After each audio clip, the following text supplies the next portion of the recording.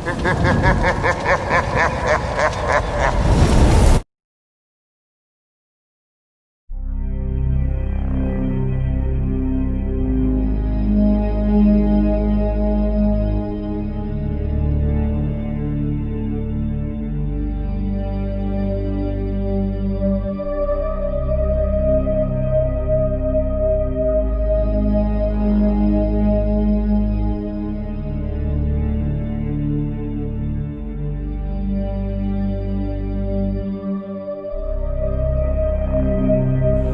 सभी डरावनी घटनाओं के बारे में सोचते हैं तो पहली छवि भूत प्रेत की आती है, लेकिन इस एपिसोड को देखने के बाद शायद आपकी सोच में बदलाव हो। तो शुरू करने से पहले आप सभी ने हमारी चैनल को सब्सक्राइब नहीं किया तो जल्द से सब्सक्राइब करें ताकि न्यू वीडियो की नोटिफिकेशन आपको सबसे पहले मिले। दोस्तों, जैसे कि आपको पता है कि हमारे ब्रह्मांड में कई तरह के फोर्स मौजूद हैं, जैसे कि ग्रेविटेशनल फोर्स और न्यूक्लियर फोर्स, जिसमें से ग्रेविटेशनल फोर्स बहुत अहम है क्योंकि उसकी वजह से सितारों के आसपास ग्रह घूम पाते हैं और ब्रह्मांड के अंदर एक पार्टिकल दूसरे पार्टिकल से जुड़ा हुआ है। पर ये पूरी तरह से सच नहीं है क्योंकि gravitational force fast moving object को संभाल नहीं सकता। तो इसका मतलब ये है कि कोई अदृश्य शक्ति है जो गैलेक्सी और प्लेनेट के मोशन को स्टेबल करने में मदद करती है।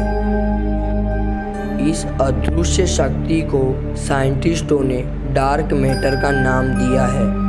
दोस्तों, मैटर वो चीज़ होती है जो आप देख, सुन और महसूस कर सकते हो। आप मेरी बातों का विश्वास नहीं करोगे कि जो भी चीज़ें हम ब्रह्मांड में देखते हैं, सूर्य, चंद्र, पृथ्वी और अनेकों तारे, ये ब्रह्मांड का 5% हिस्से से भी कम है। साइंटिस्टों के हिसाब से लगभग 25% डार्क मैटर है। डार्क मैटर ब्रह्मांड में एक अहम भूमिका निभाता है। दोस्तों, हमारे ब्रह्मांड में जो भी चीज़ें बहुत तेज़ी से ट्रैवल कर रही है, उनको उनके स्पीड में और उनके एक्चुअल फॉर्म में रखने का काम डार्क मैटर करता है। साइंटिस्टों का मानना है कि डार्क मैटर मकड़ी के जाले की तरह काम करता है, इसलिए उसको dark matter the spider web के नाम से जाना जाता है। हमारे पास इस बात के बहुत सबूत है कि डार्क मैटर वास्तविक में मौजूद है। वो अपने आप में ही एक रहस्य बना हुआ है। सच्चाई जो भी हो, डार्क मैटर एक वास्तविक पहेली है जिसे चुटकी में सुनाना मुश्किल है। और अगर आपको dark matter the spider web पर पूरी इंफॉर्मेशन चाहिए तो हमारे कमेंट बॉक्स में बताइए। मैं आप सभी को डार्क एनर्जी द पोल्टरजिस्ट का मतलब बताता हूँ। पोल्टरजिस्ट मतलब कायर। डार्क एनर्जी एक कायर की तरह काम करती है। अगर डार्क मैटर यूनिवर्स में 25% हिस्सा बनाता है और नॉर्मल मैटर 5% हिस्सा बनाता है, तो बाकी का 70% क्या है? हमें लगता है कि बचा हुआ पूरी तरह से डार्क एनर्जी है जो पूरी यूनिवर्स को चीरने के लिए काफ़ी है। जब भी डार्क मैटर एक साथ गैलेक्सी पर जाल फेंकता है, तभी डार्क एनर्जी हर चीज़ों को अलग धकेलती है। हमारे यूनिवर्स का बहुत विस्तार हो रहा है, साथ ही में डार्क एनर्जी का भी विस्तार हो रहा है।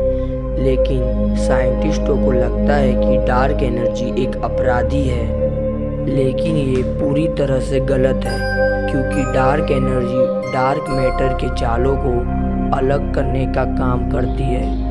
लेकिन एक सवाल आता है कि डार्क एनर्जी आ कहाँ से रही है? कुछ का मानना है कि ये क्वांटम पार्टिकल्स के टकराने से पैदा होती है। वो जो भी हो, पर ये डार्क एनर्जी पूरी तरह से एक रहस्य है जिसे अभी साइंटिस्ट खोज नहीं पाए हैं। दोस्तों, ब्रह्मांड जितना आपको खूबसूरत दिखता है उतना है नहीं, क्योंकि ब्रह्मांड में कुछ ऐसी रहस्यमय चीजें हैं जिसकी खोज हमारे साइंटिस्टों ने की है। उन सभी में से एक चीज का नाम है ब्लैक होल।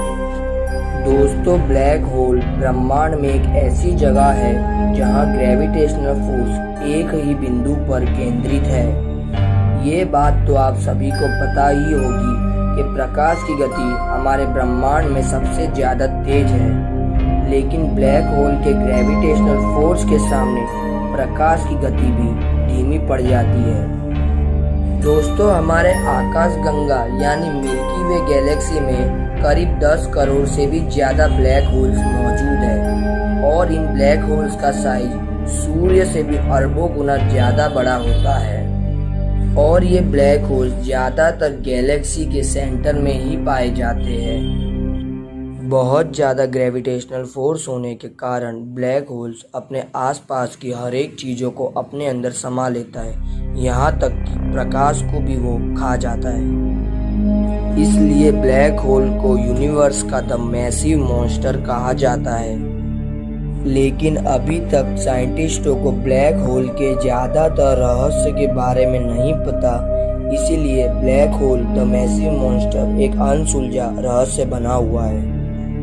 किसी भी चीज का कभी न कभी अंत आता है, इसी तरह हमारे ब्रह्मांड का भी एक न एक दिन अंत आएगा। साइंटिस्टों के मुताबिक हमारा ब्रह्मांड बिग बैंग की वजह से बना है, तो इसी तरह एक घटना होगी जिसे हमारा ब्रह्मांड का अंत भी होगा। जैसे कि आपको पता है, बिग बैंग थियरी के अनुसार हमारा ब्रह्मांड एक छोटे से केंद्र से शुरू हुआ है और उसी केंद्र के फटने के बाद हमारे ब्रह्मांड का जन्म हुआ।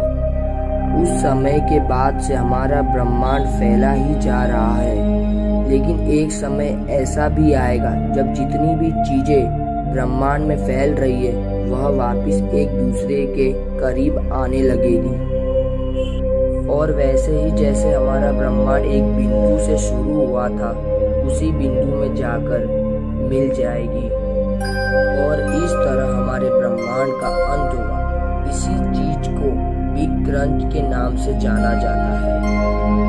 लेकिन दोस्तों, आप घबराइए मत, क्योंकि इस चीज को होने में लगभग अरबों साल लग जाएंगे। और यही थे ब्रह्मांड के कुछ अनसुलझे रहस्य। इस पार्ट का सेकंड पार्ट भी देखने के लिए हमारे चैनल को सब्सक्राइब कर लीजिए।